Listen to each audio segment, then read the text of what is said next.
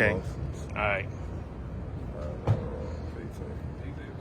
We in the game? Yeah. Mm-hmm. All right. Shalom. Shalom. Before we get started, we're going to turn to the east and give our praise to Yahweh, Ba'ashem, Yahweh Shai, Ba'ashem, Rakakadash. We want to give double honors to the apostles, the elders of Great Millstone.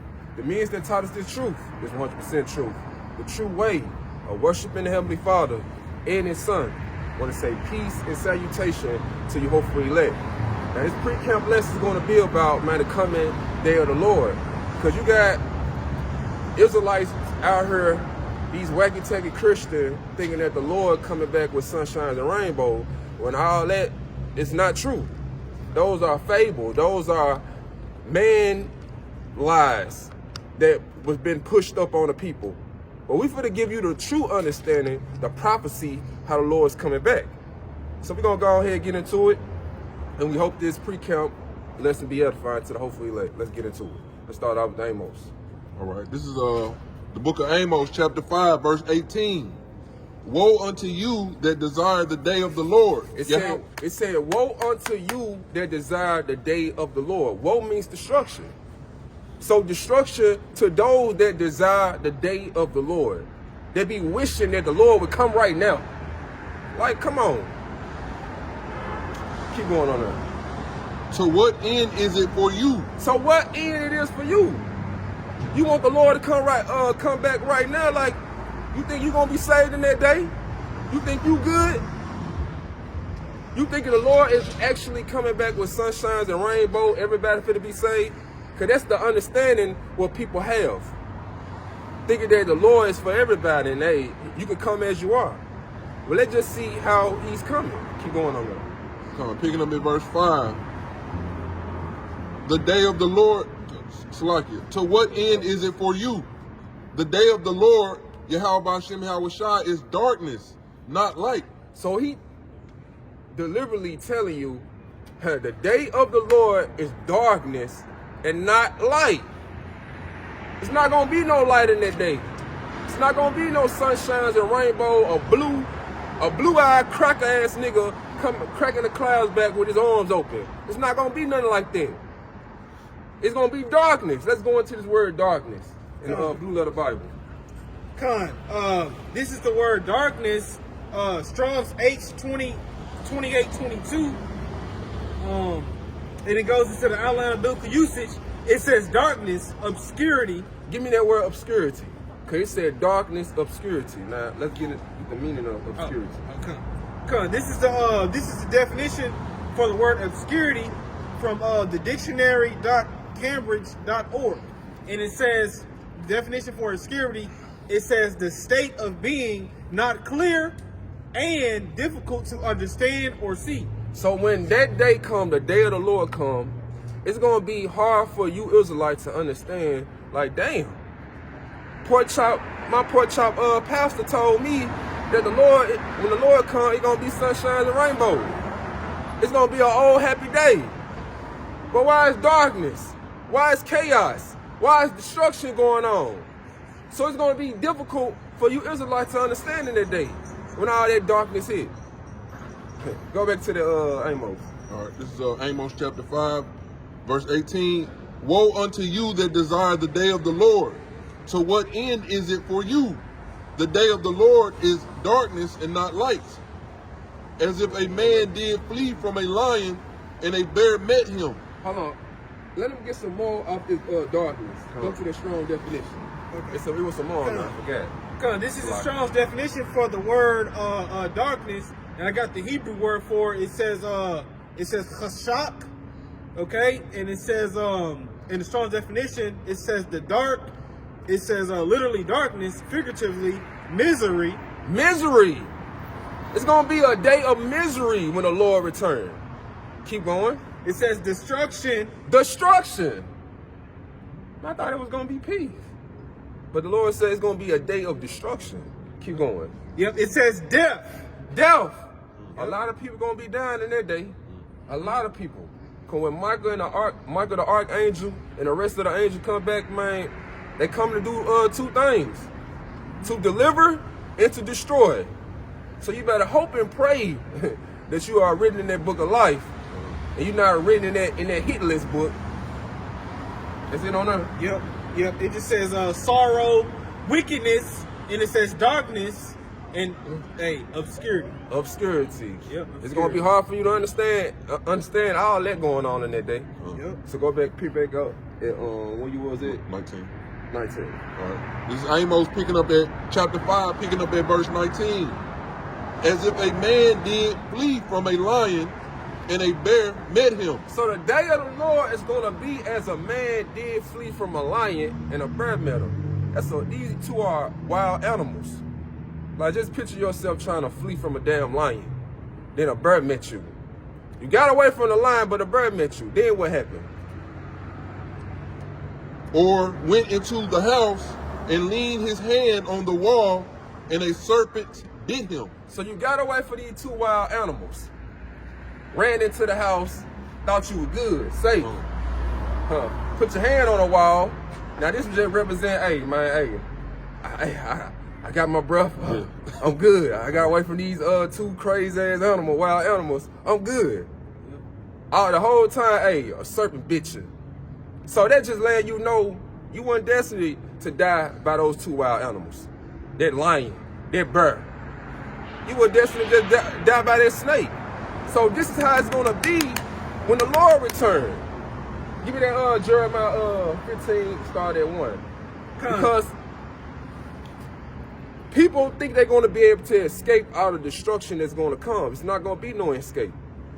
It's gonna be the Lord custom made you to a perfect death. That's why I call Jacob's trouble. It's custom made for you Israelites. Like, give me that in Jeremiah. This is Jeremiah 15 and verse 1. And it reads, Then said the Lord, Yahweh Shai unto me, though Moses and Samuel stood before me, yet my mind could not be toward this people. Damn, so the Lord is saying, man, though Moses and Samuel, these are two mediators. They speaking for you Israelites. They are two righteous men, two prophets. So even if they stood before the Lord, pleading for you, they couldn't save you. That's why the scriptures speak about work out your own salvation with fear and trembling. So they can't even save you. So the Lord saying, oh, my mind can't even be toward these people. I still won't show mercy, even if my two righteous prophets, Samuel and Moses, were stood and pleading for them. So keep going. Yep, and it says yet, it says in Jeremiah 15 and verse 1, finish it up, it says, yet my mind could not be toward this people, cast them out of my sight, and let them go forth. So the Lord said, get these folks out of my face. They too wicked. Why should they be stricken anymore? They gonna constantly do evil. They gonna constantly do wrong. It don't matter. So get them out of my sight. I don't want to look at them.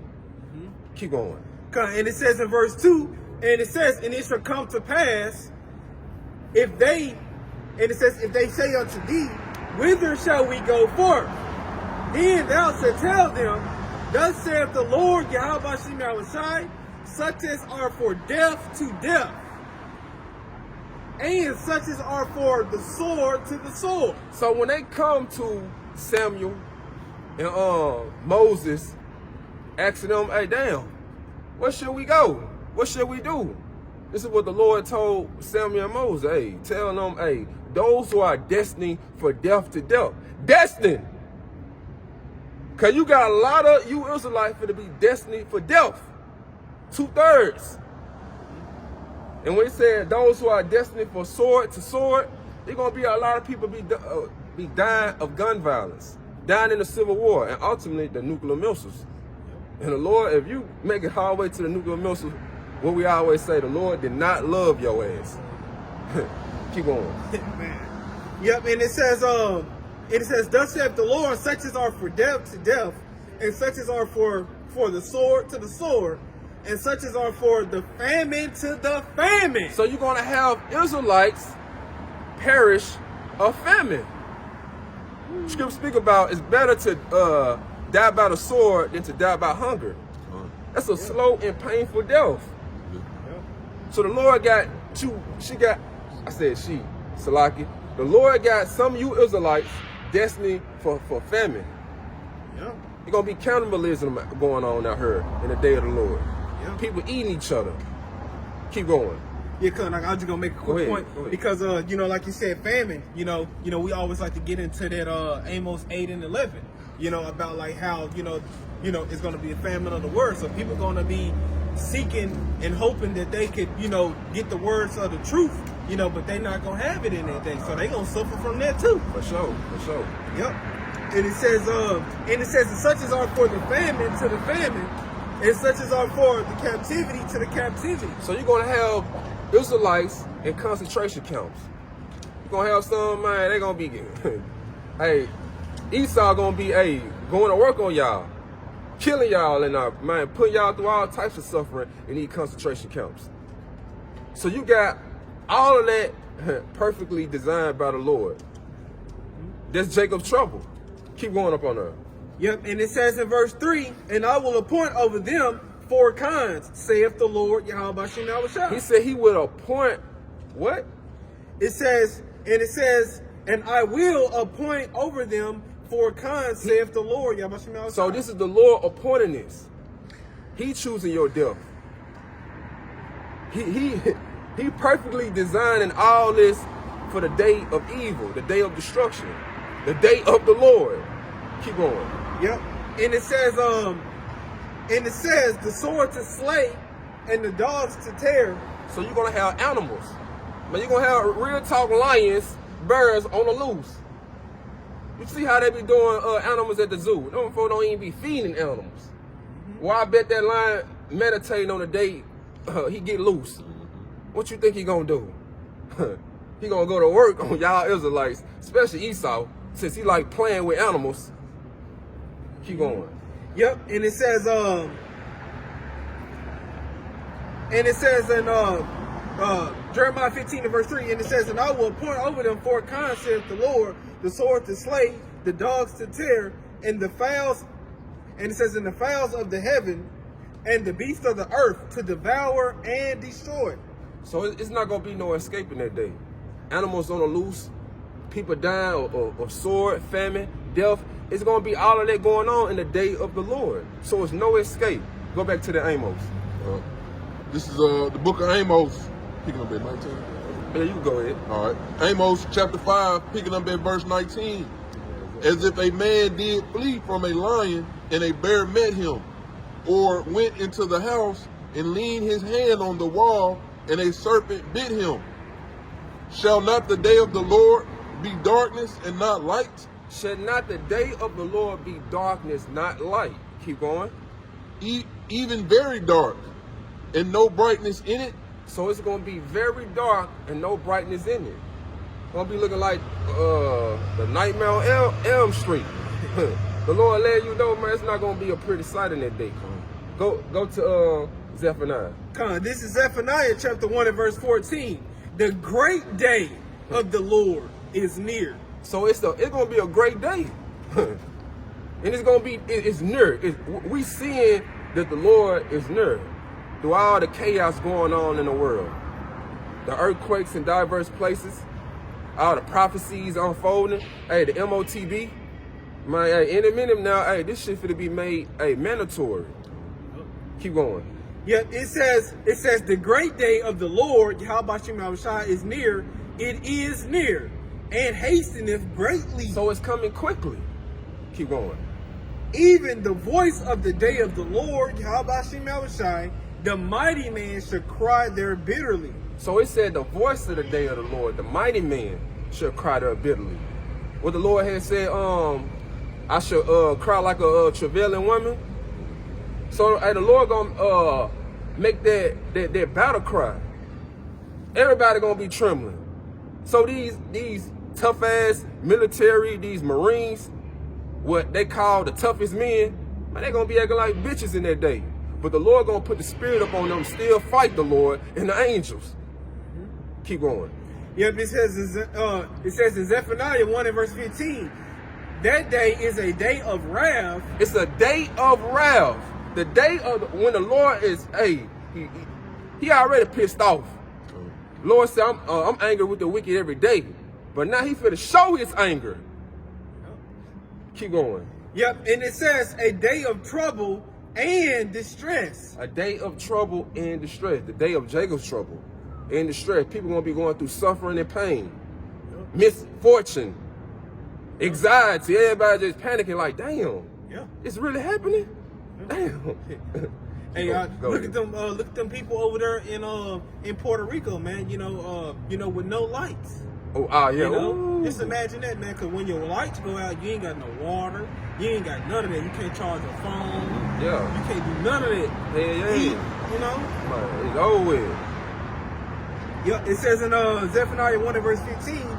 It says that day is a day of wrath, a day of trouble and distress, a day of wasteness and desolation. It said a day of wasteness and desolation. Keep going. A day of darkness and gloominess, a day of clouds and thick darkness. And that sounds like Joel 2 and 2. Hey, when you gonna have those nuclear missiles destroying this wicked ass kingdom? Yep. Hey, the Lord gonna have it so dark, and it's gonna be looking like Egypt in this motherfucker. Like it was. Hey, it says in the scripture, the darkness was so thick that you can touch it. Yeah. You can feel it. Yeah. This is what the Lord bringing. You want to get that? You can bring it. Yeah, this is Book of Amos, chapter 8, verse 11. Behold, the days come, saith the Lord Yahweh, that I will send a famine in the land, not a famine of bread. Oh, yeah, hold it. I ain't know you had this. Hold it right quick. Keep reading on that. Keep reading. Okay, keep We're going to get to that. Okay, he's 16 and then jump to 17. You can jump to 17. Okay, come on. This is Zephaniah 1 and verse 17. And I will bring distress upon men. The Lord said he going to bring distress upon men. Keep going. That they shall walk like blind men, because they have sinned against the Lord. How about you now, Shai? So the Lord going to bring distress upon the men that they're going to walk like blind men. They ain't going to know where to go. They're going to be confused, perplexed. Damn. What to do? How can I escape this trouble? Well, the Lord gave you an opportunity to escape the trouble to come. But what you do? You walk by. Scoff. You mock and scoff the prophets. Tell it was no remedy. Till the Lord draw back his hand. Now, he left you to your own devices. So now he's finna bring it out. What you had at first. This is Amos chapter 8, verse 11. Behold, the days come, saith the Lord Yahweh, that I will send a famine in the land. So the Lord said he's going to bring a famine in the land. It's going to be a food shortage, you best believe that. But in this verse where I heard, it ain't just talk about, food. It's talk about the most important famine. Because the Lord said a man should not live by bread alone. Keep going. That I will send a famine in the land, not a famine of bread, nor a thirst for water, but of hearing the words of the Lord, Yahweh Ba'ashem Yahweh Shai. But hearing the words of the Lord, Yahweh Ba'ashem Yahweh Shai. See, you Israelites don't know how important it is to hear this damn word. Like, this word gonna save your life in the end. Nobody should speak about knowledge, wisdom, understanding should be the stability of that time. If you don't know what's going on, how you gonna be stable? You're gonna be clueless. You're gonna be walking like blind men. Yep. Seeking for the government for help. Keep going. You don't got the survival manual. You know Exactly. what I'm saying? Come on, picking up at verse 12. What it says in the scripture, he said, my words like a lamp to my feet. Yep. So it's gonna be dark in that day. So you're gonna have to need some type of direction, instruction, guidance. So it's gonna come, from this word. Keep going on that. All right, this is Amos chapter 8, picking up at verse 12. And they shall wander from sea to sea, and from the north even to the east. They shall run to and fro and seek the word of the Lord, and shall not find it. So they're gonna be wandering, going to all the places that they seen the brothers be located in. But you ain't gonna find them, because the Lord's gonna draw his prophet from off the scene. So everybody gonna be looking for answers, and they're gonna be like, damn, man. Hey, do you remember them where them brothers used to be at? Do you know one of them brothers? It's gonna be over with. You want something you want to say? Oh yeah, I was just gonna say too, because it say right here, and it says in Zephaniah 1:17, and it says, "And I will bring distress upon men, that they shall walk." And it says, and it says that they shall walk like blind men, because they have sinned against the Lord, and that's pretty much letting you know who that's talking about, because who can actually sin against the Lord? Yep. Israel, you Exactly. know, because the Lord said, real quick that you know that judgment must begin at the house of the Most High, and if it begin with us, what should be the end of them that obey not the gospel? Exactly. So Jake gonna, like, you know, the Lord gonna start judging, you know, Jake, man. You know, Exactly. those that know that they're Israelites. Yep. You know, he gonna tie their ass up first. Yep. You know. Keep going on. Yep. And it says in Zephaniah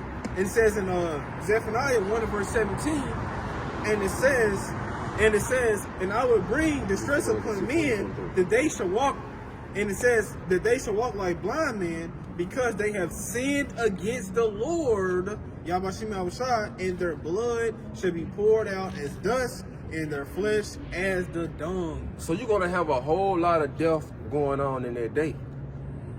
So you're gonna be like dung, it's gonna be like shit. Nobody ain't finna come, hey, to pick their body up and take it to the hospital or bury it. It's gonna be like this. Give me 2nd Ezra 16 and 23. All right. This is 2nd Esdras chapter 16 verse 23. And the dead shall be cast out as dung, and there shall be no man to comfort them. So it's not gonna be no man to comfort you. It's just gonna be bodies everywhere. Like, just imagine it, just coming outside, man, you just tripping over a damn body. Like, damn. Might be someone you know. Might be your goddamn family that was a scoffer, a mocker, that didn't believe. This is what you're gonna be seeing in the day of the Lord. Like a dead dog on the side of the road. Nobody ain't gonna mess with it. Exactly. Stay away from Hey, it. that's a perfect example. You just see dogs laying out on the street. Nobody don't be caring for that damn dog or that damn squirrel. Man. Shit, that's what you're gonna be seeing in that day. All right, this is 2nd Esdras chapter 16 verse 23. And the dead shall be cast out as dung, and there shall be no man to comfort them, for the earth shall be wasted, and the city. Was it on there? Oh, it's a little bit more. All right, go ahead. And the city shall be cast down. So that's what's gonna be going on in the day of the Lord. It's gonna be wastiness and desolation going on. Go back to that Zephaniah right quick. Zephaniah 1:18, and it says, neither their silver, nor their gold shall be able to deliver them in the day of the Lord's, Yahweh Shai wrath. Hey, that's why the Lord said, riches profit not in the day of destruction. See, these rappers, Rick Ross, Elon Musk, and all these other celebrities, Floyd Mayweather, thinking they got billions of dollars, thinking that's going to deliver them in a day of destruction, which is not. Give me that Proverbs 11 and 14.